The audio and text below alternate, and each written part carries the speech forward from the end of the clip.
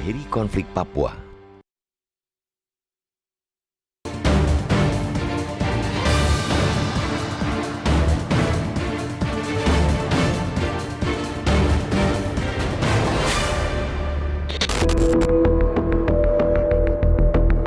Sudah lebih dari 4 bulan penyanderaan pilot Susi Air, Kapten Philip Mark Mathens oleh kelompok kriminal bersenjata di Papua tak kunjung tuntas. Kabar terakhir, menurut Polda Papua, pemerintah setempat telah menyiapkan dana untuk membayar tebusan guna membebaskan pilot berkebangsaan Selandia Baru tersebut. Selain meminta uang tebusan, KKB menuntut Papua merdeka dan pemberian senjata. Namun, Pemda hanya mau mengabulkan tebusan 5 miliar rupiah. Menurut Presiden Joko Widodo, proses negosiasi untuk membebaskan sang pilot masih berlangsung. Pemberian uang tebusan maupun perundingan hanyalah salah satu cara dalam sebuah kasus penyanderaan. Opsi lainnya adalah pengerahan kekuatan bersenjata. Tanpa meremehkan kemampuan polisi dan tentara, kita tentu tidak mau jalan terakhir yang ditempuh karena berisiko dapat menimbulkan korban, entah itu si sandera, aparat keamanan, maupun pihak pelaku penyanderaan.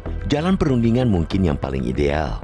Namun, negosiasi ini haruslah menjadi langkah awal untuk mengakhiri gejolak-gejolak di Papua. Pemerintah harus sedikit bersikap rendah hati mendengarkan keluhan masyarakat setempat. Dana otonomi yang selama ini digelontorkan, toh faktanya belum membuat mereka bebas dari kemiskinan. Mungkin dengan jalan dialog, bisa dicari titik temu bagaimana mengelola wilayah di ujung timur kepulauan ini dengan cara lebih bermartabat. Akan tetapi, sekali lagi, negosiasi ini hanyalah salah satu opsi. Itu pun dengan syarat pihak penyandera, dalam hal ini KKB, juga mau bersikap rendah hati dan tidak mau menang sendiri. Biar bagaimanapun, nasib masyarakat Papua secara keseluruhan juga harus dipikirkan. Jalan kekerasan bukanlah satu-satunya solusi untuk menciptakan kemakmuran di Papua. Perbedaan kepentingan hanya dapat diselesaikan melalui meja perundingan. Terkait uang tebusan untuk membebaskan sang pilot, jika itu langkah yang dipilih, lakukanlah. Tapi bukan berarti cara itu mengindikasikan aparat lemah.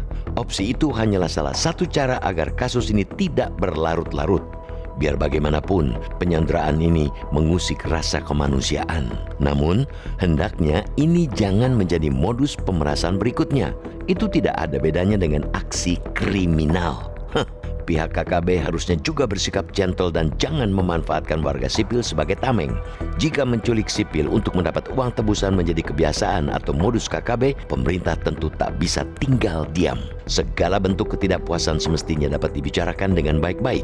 Asalkan, sekali lagi, kedua belah pihak mau sama-sama meredam ego. Seperti kata pepatah, menang jadi abu, kalah jadi arang. Betapa sia-sianya peperangan.